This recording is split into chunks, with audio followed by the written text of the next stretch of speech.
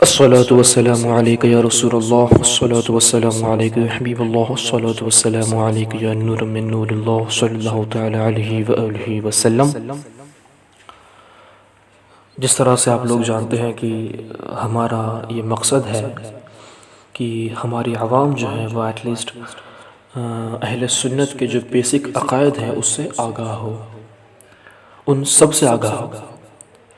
اسی لیے ہم نے اس سیریز کو جاری کیا ہے اور میں امید کرتا ہوں کہ ہر شخص اس سے فائدہ اٹھائے، کیونکہ عقائد درست ہوں گے تو پھر اب اگلے امور درست ہوں گے۔ اور اسی موضوع پر انشاءاللہ تعالی آج میں بات کرنے والا ہوں کہ سب سے پہلے عقیدے کا درست ہونا ضروری ہے۔ اگر کسی کا عقیدہ درست نہیں ہے تو اس کا کوئی عمل قابل قبول نہیں ہے اللہ تعالیٰ کی بارگاہ میں۔ اس سے کئی باتوں کا رد بھی ہوتا ہے کہ جو لوگ مخصوصاً صرف نماز کے لیے بلاتے ہیں، جو لوگ یہ کہتے ہیں کہ بھئی نمازیں پڑھو، روزے رکھو، جبکہ ان کاموں کا کرنا فرض ہے، ضروری ہے، اس میں کوئی شک نہیں ہے، لیکن بدرجہ اولا اس پہ توجہ دینے سے پہلے عقائد کی درستگی پر توجہ کا دینا ضروری ہے۔ اس کا مطلب یہ ہے کہ سب سے پہلے انسان کا عقیدہ صحیح ہو اور اس کے بعد پھر وہ عمل کی طرف جائے۔ اسی لیے سب سے پہلے اگر کوئی شخص کافر ہو تو اسے نماز پڑھنے کے لیے نہیں بھیجا جاتا، اسے روزے رکھنے کے لیے نہیں کہا جاتا، بلکہ سب سے پہلے اسے داخل اسلام کیا جاتا ہے۔ سب سے پہلے اس کے عقیدے درست کیے جاتے ہیں، پھر اس کو بقیہ امور کی آگاہی دی جاتی ہے۔ تو کیا پتا چلا کہ یہ صرف کافر کے لیے نہیں، ہر شخص کے لیے ضروری ہے کہ وہ سب سے پہلے اپنے عقیدے کو درست کرے اور عقیدے کو درست کرنے کے بعد اب وہ اپنے امور پہ جائے۔ تو میں قرآن شریف کی ایک آیت کریمہ سورۃ الفتح کی آپ کے سامنے پیش کروں گا، جس سے یہ ثابت ہوگا کہ سب سے پہلے عقیدہ درست ہونا چاہیے اور پھر عمل۔ اور کئی سیورل پلیسز پہ قرآن شریف میں یہ بات کا ڈسکشن کیا گیا ہے کہ اگر عقیدہ درست نہیں ہے تو عمل کسی کام کا نہیں ہے۔ یہ کئی جگہ پر قرآن شریف میں جو ہے وہ بتایا گیا ہے، لیکن یہاں پر جو آیت کریمہ میں آپ کو سورۃ الفتح کی پیش کر رہا ہوں، وہ آیت کریمہ قانون بیان کرتی ہے، ایک قانون قاعدہ بیان کرتی ہے کہ انسان کے پاس پہلے کیا ہونا چاہیے، پھر کیا ہونا چاہیے، پھر کیا ہونا چاہیے اسلام کے اندر میں۔ تو کیا آیت کریمہ؟ اللہ تعالیٰ ارشاد فرماتا ہے کہ لِتُؤْمِنُوا بِاللَّهِ وَرَسُولِهِ وَتُعَزِّرُوهُ وَتُوَقِّرُوهُ وَتُسَبِّحُوهُ بُكْرَةً وَأَصِيلًا۔ یہ سورۃ الفتح کی آیت کریمہ ہے۔ اس کا مطلب، اس کا ترجمہ یہ ہے کہ اے لوگو ایمان لاؤ اللہ پر اور اس کے رسول پر۔ یہ سب سے پہلی چیز بیان کی گئی۔ پھر کیا کہا گیا کہ اب رسول کی تعظیم کرو، یہ دوسری چیز، اور پھر تیسری، اور صبح و شام رب کی تسبیح کو بیان کرو۔ تو آیت کریمہ کے اندر تین چیزوں کا ذکر کیا گیا۔ سب سے پہلے اللہ اور اس کے رسول پر ایمان، لِتُؤْمِنُوا بِاللَّهِ وَرَسُولِهِ، اس کے بعد وَتُعَزِّرُهُ وَتُوَقِّرُهُ، اور نبی کی تعظیم و توقیر کا حکم دیا گیا، اور اس کے بعد وَتُسَبِّحُهُ بُكْرَةً وَأَصِيلًا، اور اس کے بعد پھر اللہ کی عبادت کا ذکر کیا گیا۔ یہ قرآن مجید کا ایک معجزہ ہے کہ ہر چیز کو قرآن شریف جو ہے نا وہ ترتیب وار بیان کرتا ہے۔ تو بس اسی طرح سے اس آیت کریمہ کے اندر بھی تین چیزوں کو ترتیب وار بیان کیا گیا۔ سب سے پہلا اللہ اور اس کے رسول پر ایمان، اور دوسرا نبی کی تعظیم و توقیر، اور تیسرا جو ہے وہ عمل ہے۔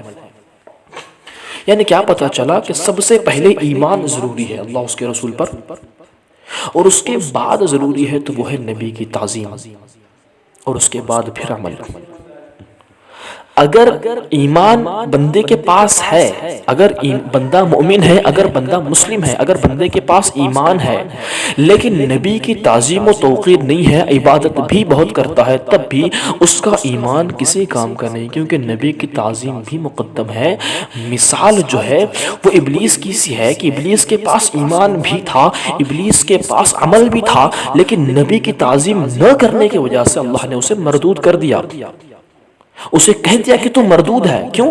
اس کے پاس ایمان بھی تھا, اس کے پاس عمل بھی تھا, عمل اتنا تھا کہ جو انکاؤنٹیبل ہے, جس کو ہم کاؤنٹ بھی نہیں کر سکتے. تو ایمان بھی اس کا پکا تھا, وہ اللہ پر قوی ایمان رکھنے والا تھا, اس کے پاس عمل بھی پکا تھا, بالکل خالص عمل تھا, لیکن نبی کی تعظیم نہ کی, وہ مردود ہو گیا. یہ زندہ مثال کہ اگر ایمان ہے لیکن نبی کی تعظیم نہیں ہے اور عمل بھی ہے تو کوئی مطلب نہیں ہے.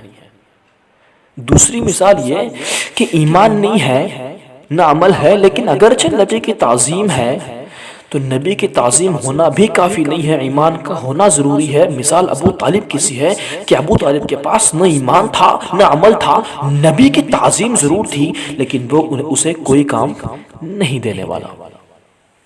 کیا پتا چلا کہ ایمان ضروری سب سے پہلے, پھر نبی کی تعظیم اور پھر عمل. اب ایسی تو کوئی مثال ہمارے پاس موجود نہیں ہے کہ ایک بندہ جس کے پاس عمل نہیں تھا لیکن ایمان بھی تھا, نبی کی تعظیم بھی تھی, اور اسے اللہ نے جہنم میں ڈال دیا ہو یا اسے اللہ نے مردود کہا ہو. ایسی کوئی مثال ہمارے پاس موجود نہیں ہے. تو کیا پتہ چلا, کنکلوژن کیا ہے ہماری بات کا, کہ ایمان اور نبی کی تعظیم ان دونوں چیزوں کا ہونا ضروری. اگر عمل نہ ہو, اگر کوئی بندہ بے نمازی ہو, اگر کوئی بندہ بے روزے دار ہو, تو ممکن ہے اللہ تعالیٰ اپنی رحمت کے صدقے, مصطفیٰ کی شفاعت کے صدقے اسے جنت میں ڈال دے. لیکن اگر کسی کے پاس ایمان نہ ہو, اگر کسی کے پاس نبی کی تعظیم نہ ہو, تو کسی بھی صورت میں اسے جنت میں جانا, اس کا جنت میں جانا پاسبل ہی نہیں ہے. اس کا مطلب یہ نہیں ہے, ہم یہ نہیں کہتے کہ آپ نماز نہ پڑھیں, آپ روزے نہ رکھیں, بلکہ نماز پڑھنا, روزوں کا رکھنا یہ رب تعالیٰ کے قرب کا سب سے پہلا حصہ ہے. تو یہ بات ضرور کی جائے, جن چیزوں کو فرض کہا گیا اسے فرض کیا جائے, اس کو ادا کیا جائے. تو کیا پتا چلا کہ ایمان ضروری, اس کے بعد نبی کی تعظیم ہے نا. اب کل کو کوئی یہ کہتا ہے کہ بھئی نبی کو علم غیب نہیں ہے, تو یہ ایمان اور عقیدے میں خرابی ہے. کل کو کوئی یہ کہتا ہے کہ نبی حاضر و ناظر نہیں ہے, کوئی یہ کہتا ہے کہ نبی کو اختیار نہیں ہے, کوئی یہ کہتا ہے کہ معاذ اللہ مصطفیٰ کریم جو ہے وہ مر کر مٹی میں مل گئے, یا کوئی یہ کہتا ہے کہ نبی کو پڑھنا لکھنا نہیں آتا تھا, تو یہ نبی کی تعظیم و توقیر میں نہیں آتا, یہ نبی کی تعظیم و توقیر کے خلاف ہے. کوئی یہ کہے کہ اللہ جسم رکھتا ہے. تو ایسی کئی چیزیں ہیں, اگر انسان اس بات کا اطلاق کرے تو انسان کا عقیدہ بھی برباد, انسان کا عمل نبی کی تعظیم کرنا بھی کسی کام کا نہیں. تو کیا پتہ چلا کہ عقید اہل سنت والجماعت کے ہی ہوں گے, تب جا کے عمل قبول ہوگا. میری مثال ان تمام فرقوں سے ہے جن کے عقید اہل سنت بریلوی سے نہیں ملتے, کیونکہ ہمارا پختہ یقین ہے, ہمارا پختہ اعتماد ہے کہ جو عقید اہل سنت کے ہیں, جو عقید مسلک اعلیٰ حضرت کے ہیں, اس پہ دعویٰ کرتا ہوں کہ وہ کبھی بھی قرآن شریف کے خلاف نہیں ہے, کبھی بھی حدیث کے خلاف نہیں ہے. تمام ائمہ کے اقوال کے حساب سے, محدثین کے اقوال کے حساب سے, تمام ہمارے جتنے اسکالرز ہیں, سب کے بیسس پہ ہمارے عقیدے بالکل درست ہیں. تو کیا پتہ چلا کہ مسلک اعلیٰ حضرت پہ اگر کوئی ہوگا, اس کا مطلب وہ حق پہ ہے. اب اس کا عمل قبول ہے, اور اگر نہیں ہے تو اس کا عمل قبول نہیں ہے. تو یہ بہت ہی بیسک چیز آپ کے سامنے ہم نے پیش کی. ہم چاہتے ہیں کہ آپ اس کو سمجھیں, لوگوں تک اس کو پیش کریں, اپنے ایمان اور عقیدے کی جو ہے اصلاح کریں, اور خوب نبی کی تعظیم کریں, اور خوب اللہ کا ذکر بیان کریں, اس کی عبادت کریں. السلام علیکم ورحمۃ اللہ تعالی وبرکاتہ.